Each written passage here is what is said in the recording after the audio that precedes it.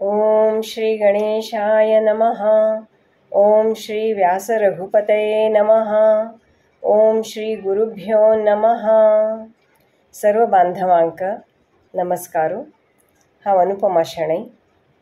आज भगवद्गीतेन तुलें 3rd अध्यायाचे 3rd, 4th, 5th श्लोकाचे विवरण सांगता। 3rd श्लोको।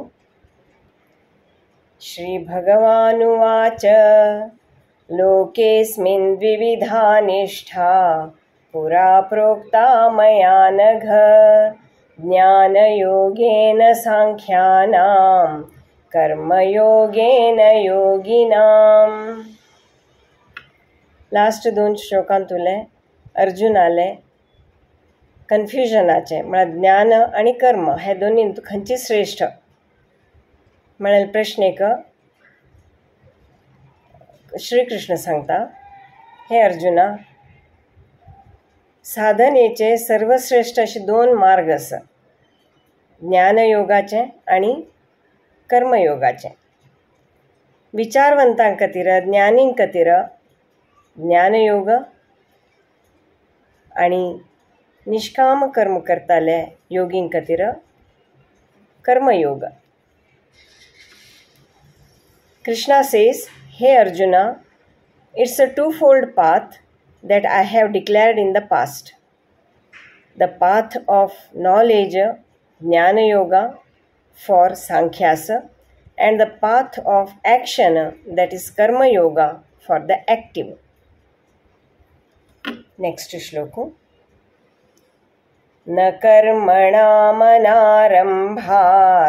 नैष्कर्म्यं पुरुषोऽश्नुते न च सन्न्यसनादेव सिद्धिं समधिगच्छति। मनशान खंयचेय कर्म आरंभ करना तशी राबिल्ली निमित्त ताका कसले ताजे रिॲक्शनां दाखोवन तो कांय फ्री जायना, जावं कर्माचे त्याग करून दिलेले निमित्त ताका कसले सिद्धी मेळना, भगवत साक्षात्कार कांय जायना। Not merely abstaining from work can one achieve freedom from reactions, nor by renunciation alone can one attain perfection. 5th श्लोको। न हि कश्चित् क्षणमपि जातु तिष्ठत्य कर्मकृत् कार्यते ह्यवशः कर्म सर्वै प्रकृतिजैर्गुणैः।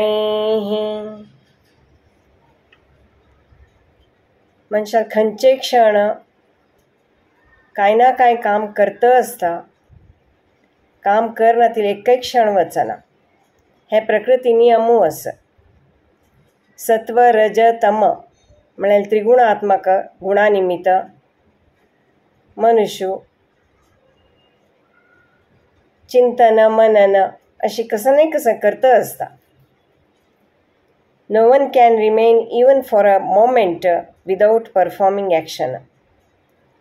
The forces of nature compel them to act in some or the other way.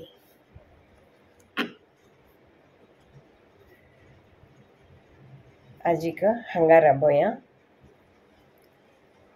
मुखावेल next एपिसोडांत।